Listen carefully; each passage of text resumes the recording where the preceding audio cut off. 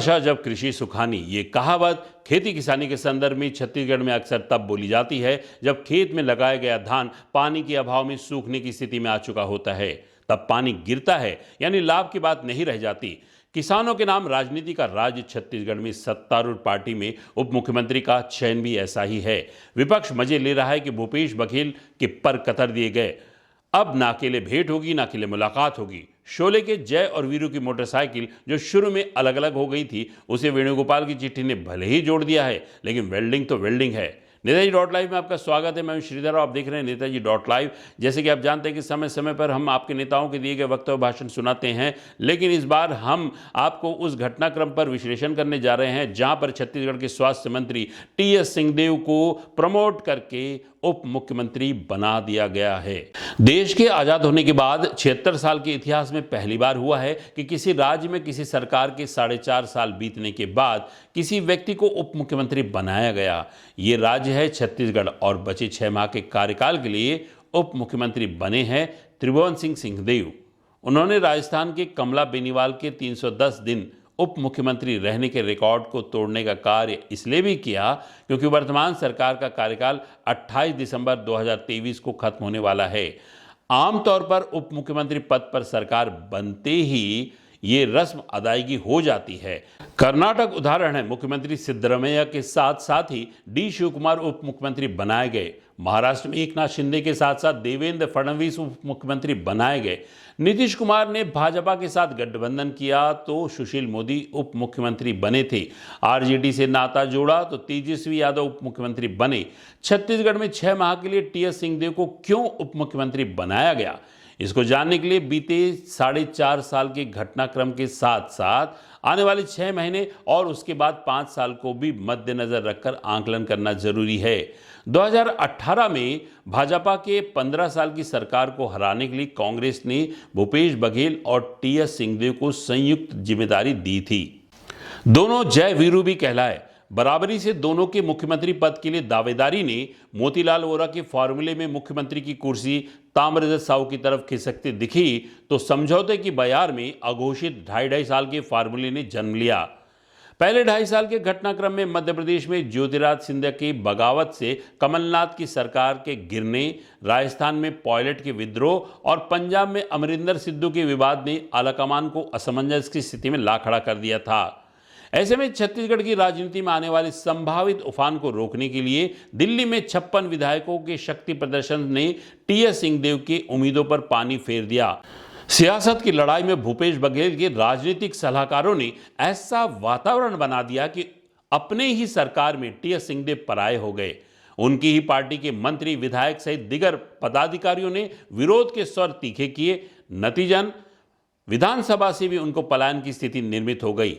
मंत्री रहते अफसरों के द्वारा बात न सुनने की बात को लेकर इस्तीफे का दौर भी चला। स्वयं टीएस सिंहदेव ने विपक्षी दलों के आमंत्रण की बात सार्वजनिक रूप से कही। आलाकमान पर 2.5 साल बीतने के बाद आगे 1.5 साल तक उम्मीद बांधे रखा। वक्तव्य भी ऐसे दिए जिनसे बेफिक्री कहीं नहीं दिखी।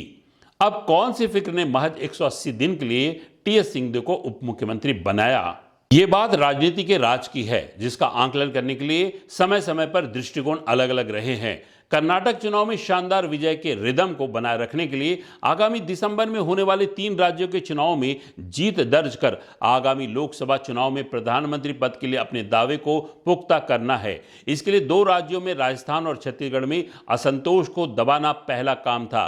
यद्यपि छत्तीसगढ़ में भूपेश बघेल के रणनीतिकारों ने ऐसी व्यूह रचना की कि हर साल टीएस सिंहदेव को कमजोर होते देखे गए, चाहे विधायक बृहस्पति हो या मंत्री अमरजीत भगत। इनके साथ साथ सिंहदेव के मंत्रालय के उच्च अधिकारियों ने ऐसा जाल बुना कि स्वास्थ्य और पंचायत एवं ग्रामीण विकास मंत्रालय में बिना विभाग के मंत्री बनाए गए। ऐसे हालात पैदा कर दिए गए। विधानसभा में किरकिरी अलग से हुई। उपेक्षा ने ग्रामीण विकास मंत्रालय को छोड़ने पर विवश किया।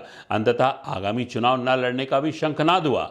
एक कदम आगे आकर 2 कदम पीछे हटने के स्वभाव ने टीएस सिंहदेव को गंभीरता से ना लेने वाले ये कहकर साबित कर दिए कि ये कहीं नहीं जा सकते और कहीं गए तो कहीं के नहीं रहेंगे। यही सहिष्णुता कारगर रही और सिंधिया पायलट जैसे विद्रोही ना होने का पुरस्कार टीएस सिंहदेव को मल्लिकार्जुन खड़गे ने दे दिया। इसके साथ ही हवा में जो बातें तैर रही है वह यह है कि भूपेश बघेल की छत्तीसगढ़ में एकला चलो के सिद्धांत पर संगठन और विधायकों को पीछे कर अकेले भेंट मुलाकात कार्यक्रम कर रहे हैं। आलाकमान को उनकी ये बात गले से नीचे नहीं उतरी। मौका मिला तो किस मुख्यमंत्री के पास तुम्हारे पिताजी की बात किए?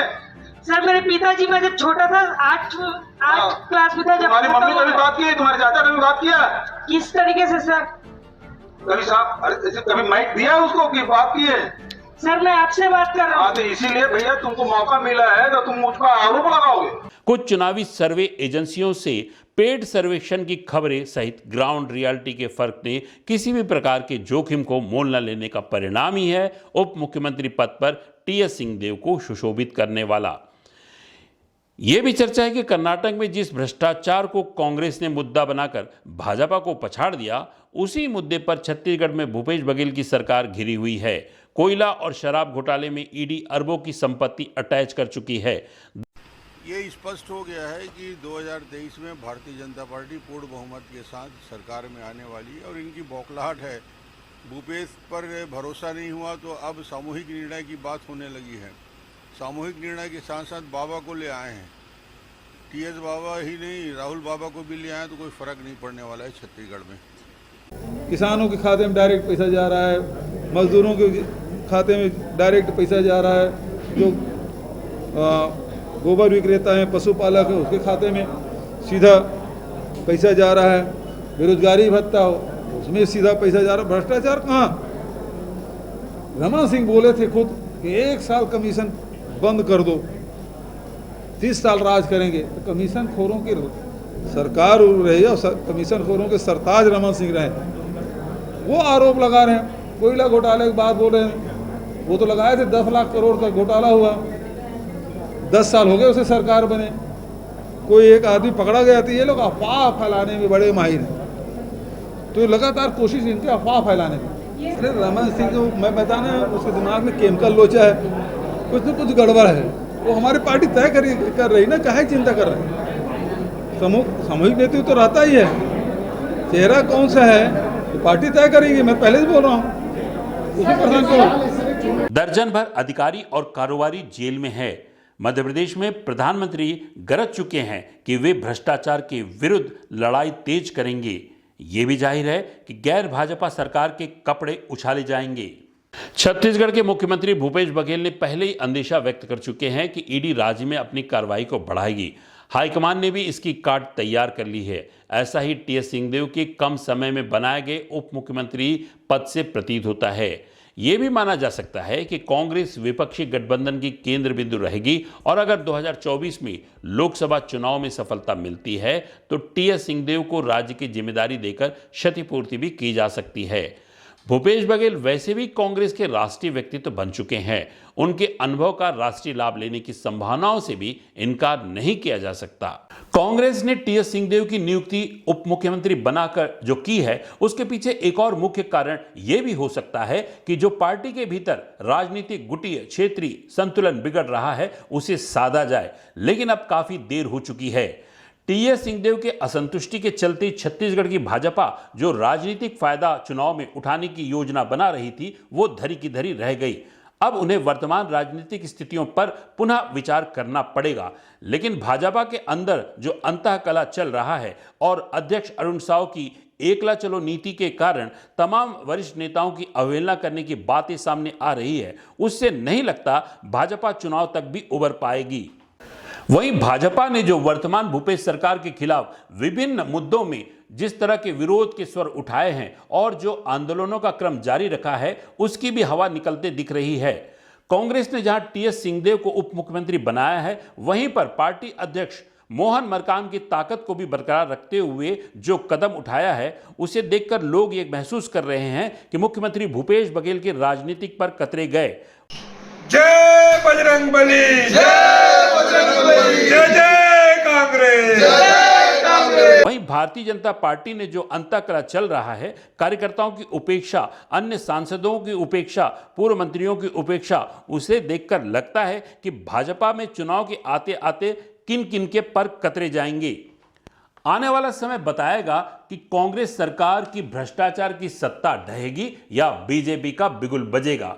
टीएस सिंहदेव उप मुख्यमंत्री बने, लोगों ने ये अनुमान नहीं लगाया था। उनके व्यक्तित्व को देखकर, उनके सिद्धांतों को देखकर सब लोगों को ये लग रहा था वे किसी तरह भी कोई भी कॉम्प्रोमाइज नहीं करेंगे। लेकिन अंतोगत्वा जब चला चली की बेला है ऐसा विपक्ष कह रहा है, तब जिस तरह से टीएस सिंहदेव ने इस पद को ग्रहण किया है उससे लगता है कहीं ना कहीं कोई बात हो रही है, या फिर पार्टी ने अपने होने वाले नुकसान से अपने आप को बचाने की कोशिश की है। जहां टीएस सिंहदेव की नाराजगी से सरगुजा एक ऐसा क्षेत्र है जहां पर वोटों के कारण भारी तादाद में सीटों के जाने की बात हो रही थी, अब शायद पार्टी ने अपने उस डेंट को मिटा लिया है या वहां पर डिजास्टर कंट्रोल कर लिया है, ऐसा लगता है। नेताजी.live में हमारा ये विश्लेषण इसी तरह जारी रहेगा। हम जहां आपके पसंदीदा नेताओं के दिए गए वक्तव्य भाषण आप तक पहुंचाते हैं, वहीं पर हम समय समय पर उनके कारनामों को भी आप तक लाने की कोशिश करते हैं। हालांकि ये जो एपिसोड है जिसमें हम टीएस सिंहदेव को उप मुख्यमंत्री बनाए जाने पर विश्लेषण कर रहे थे, और बहुत सारी बातें हैं जो इस घटनाक्रम के दौरान नहीं आ पाई, आने वाले समय में हम उसे बाहर लाने की कोशिश करेंगे। हमारे इस चैनल में बने रहने के लिए हमारे इस चैनल को लाइक करें, शेयर करें, सब्सक्राइब करें। यदि आपको लगता है कि टीएस बाबा को बनाए जाने में बहुत सारे कारण हैं, वो कौन से कारण है आप हमारे कमेंट्स बॉक्स में जाके हमें जरूर लिखें। हमारी कोशिश होती है कि आगामी जो विश्लेषण होगा हम कहीं ना कहीं आपकी उन बातों का ध्यान रखते हुए ये खबरें निकालने की भी कोशिश करेंगे जो दिख नहीं रही है लेकिन हो रही है। नेताजी.live में इसी तरह बने रहें। नमस्कार।